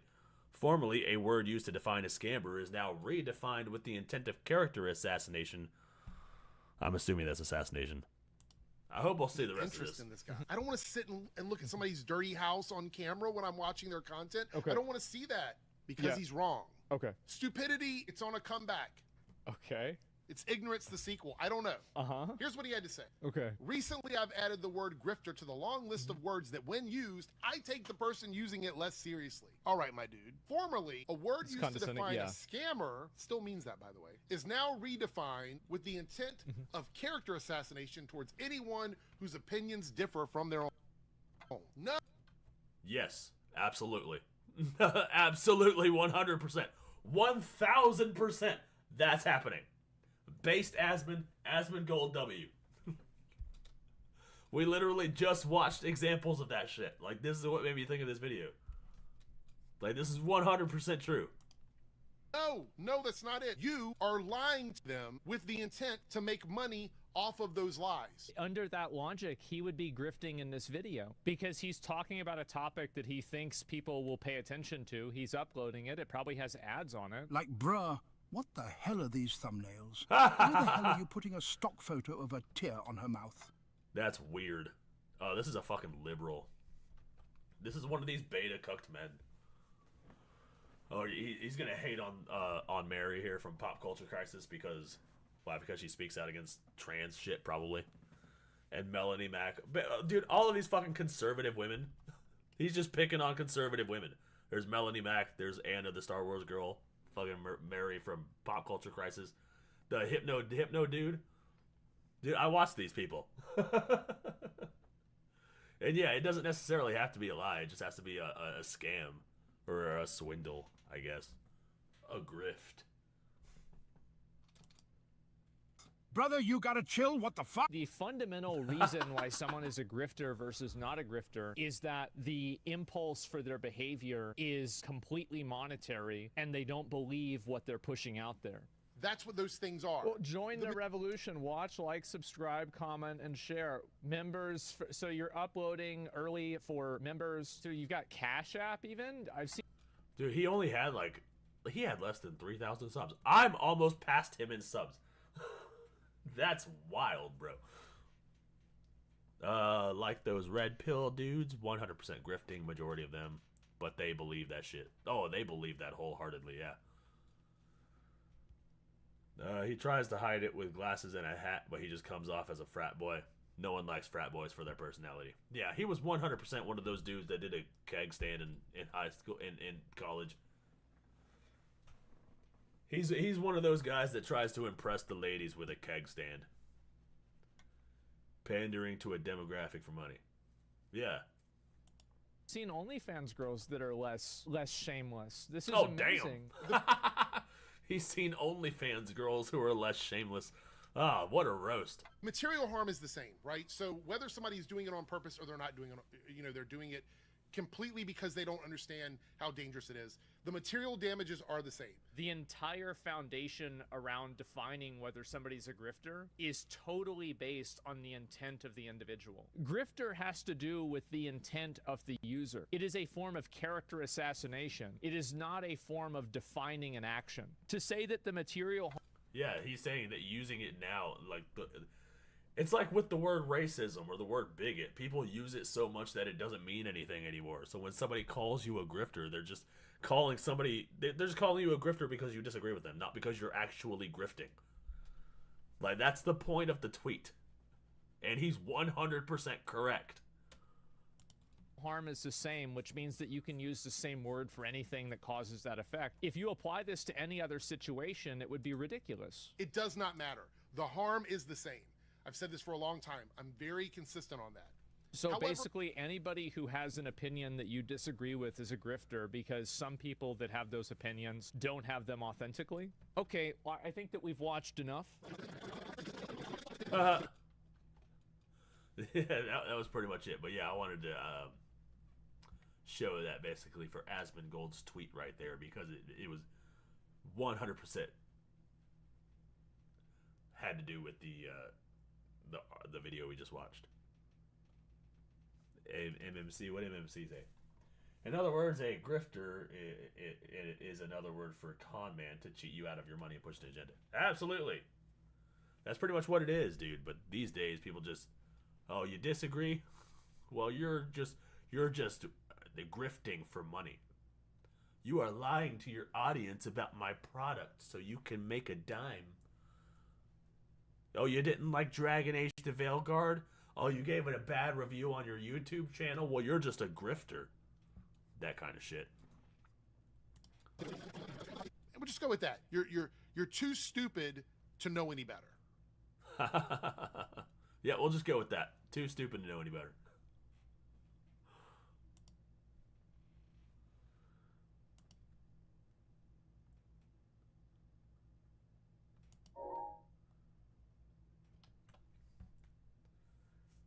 So I got to go to work in like 15 minutes. I got to get ready for work. But I do have one question. Is Trump...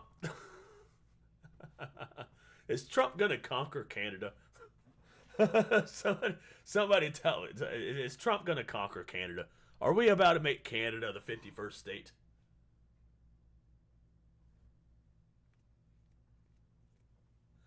And still no idea what it means. I refuse to acknowledge its definition. Yeah. Like, what, dude? When people use the word grifter, they don't use it correctly anymore. Like, it's just like them using the word bigot or racist, dude. They use it so much it doesn't mean anything. And now its actual definition is lost in the sauce. No, it was a joke. All right, cool. That's what I thought, because I've been seeing headlines all over the damn place. Oh, Trump and Trudeau were at Mar-a-Lago, and now everybody's nervous because Trump's going to take over the world slowly. Oh, he's going to make Canada the 51st state. Oh, he's going to take over... He's going to take over Greenland and put a Trump tower there. I'm totally not going to do this to Greenland. He puts a Trump tower in the fucking... That would be so funny. All the Canadians seem to be behind it. They're all like, "Oh yeah, dude, I would totally take some free speech and gun rights. Like, save us, Trump." Nefarious is a broke grifter. Go get his merchant game. Yeah, I'm broke. Get my merchant game. My game is free though. My next game might not be free because I'm putting a lot of effort into it. But my first game was free. Of course, he says shit so tongue-in-cheek and these news networks take it as real. Yeah. They will take anything he says as fucking gospel. Unless he starts speaking facts, and then he's a liar. But he can never be a joke. Not once. He's never joked about anything ever. Every joke that he's ever made has been 100% real. Like when he said he's going to be a dictator on day one. He was 100% real. He's gonna remove the balance of power. He's gonna remove presidential term limits, and he's gonna reign forever. And he's just gonna pass the monarchy crown down his bloodline. Trudeau needs to step down. Yeah, absolutely, dude. Trudeau is just... He is an embarrassment, dude. I just keep on hearing bad things. All Canada hates him.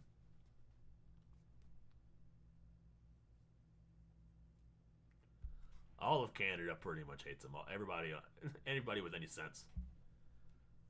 Because he just sells out their company, bro. Or not their company. Canada LLC. He just sells out the country, dude.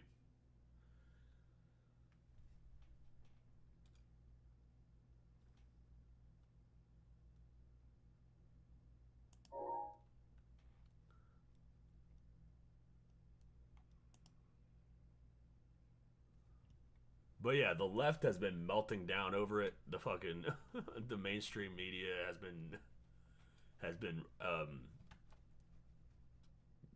putting a megaphone to that post because he made an AI art image of him standing on a mountain with Canada's flag. Going, oh, Canada. Maybe we'll see you this time tomorrow, maybe? What time? What day is it? That's the question. Yeah, maybe not tomorrow. I got to work a double tomorrow. Yeah, today is Thursday. But maybe we could do this on the weekdays, you know what I mean? Maybe we could do the weekday thing on days where I'm not working my full-time job. Saturday, I got to make a video for the main channel. And then I can live stream every other time. That sounds like fun. Streaming is easy. Streaming is super easy. Monkey time? Yeah, I need to play more Wukong. I miss beating people up. Yeah, I'll play more Wukong one of these days. Probably maybe on Sunday stream. I could just sit there and take on, because I'm at that second baby head. He's got all the zombies around him, so I gotta play that, and I can't play that without Chicken Combo in the chat because he helps me with all the shit. I need my emotional support chat.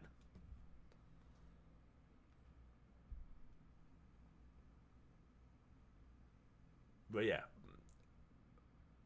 perhaps yeah, maybe every other time I can just do live stream. Streaming is super easy.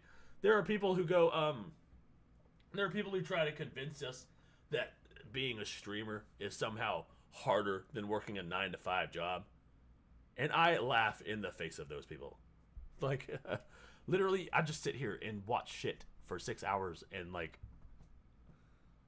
I don't know, it's so fucking easy, dude. I just sit here and ramble about shit, and you guys watch me for some reason. I don't know why you keep coming back, but you do. So I love you guys. I need my emotional support chat. The monkey is stress relief for Neff. Yeah. Whenever I'm having a stressful day, I just immerse myself into the role of the monkey and just beat up motherfuckers. I hit people with my pole. Pause. No Diddy. You know, I just run around the woods and just slap dudes with my pole.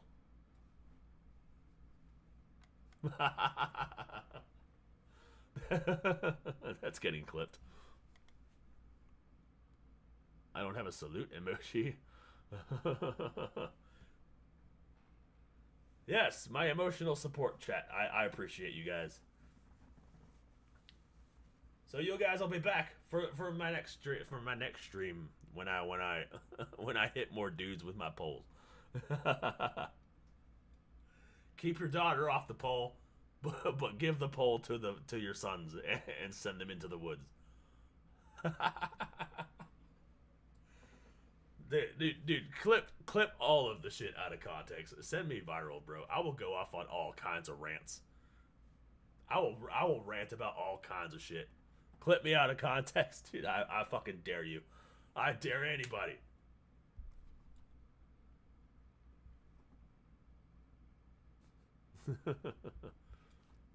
Provided YouTube tells us. Yeah, dude, YouTube has not been doing a good job pushing my shit out to the people.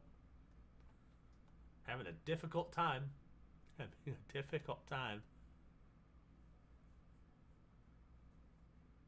Sit here for like 15 minutes with nobody in the chat. And it feels weird talking to myself. Anyways, I gotta go get ready for work. It's 8:30. So, I'll see you guys later, dudes. I'll see you guys in the video that's coming on Saturday. I still don't know what I'm gonna talk about. I have zero plan for Saturday. How many subs till face reveal? I have face revealed so many times, dude. I have made so many clips. Face reveal is everywhere on all 3 of my channels. I have face revealed over and over again. And it's funny because people still think I'm just doing this to be anonymous instead of selling a game. I started on camera. Go to my clips channel. I made a whole video about how I started on camera. I have been on camera for the better part of a decade. That's the channel. Pull up your community page on YouTube. Did I post to the community page? Oh yeah, I posted my face from when my hair was short.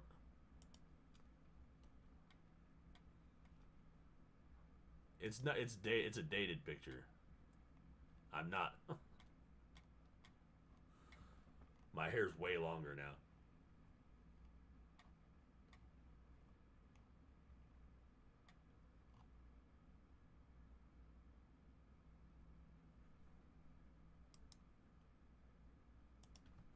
What's the word on your rogue AI? Oh, you mean Coleus? She's still over at Blue Sky. You see, I have to go get her. I was supposed to go get her when I went there the first time. But I fucking left her there because I fucking forgot. I got distracted. I got distracted by everybody's posts. I forgot to look for my Android. So now I have to actually go in there. I done lost her. I gotta go find her. She's probably hanging out with some libs getting a septum piercing. Swear to God, if my Android comes back with a septum piercing, I'm gonna be so cross. I'm gonna be so cross with all of Blue Fly. Blue Fly, Blue Sky.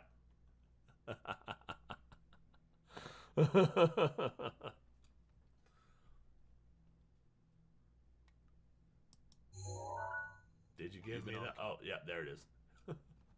That's that's the one from the clip channel. Yeah, she's gonna come back. Oh, you gotta give him that hawk to it. Shut up!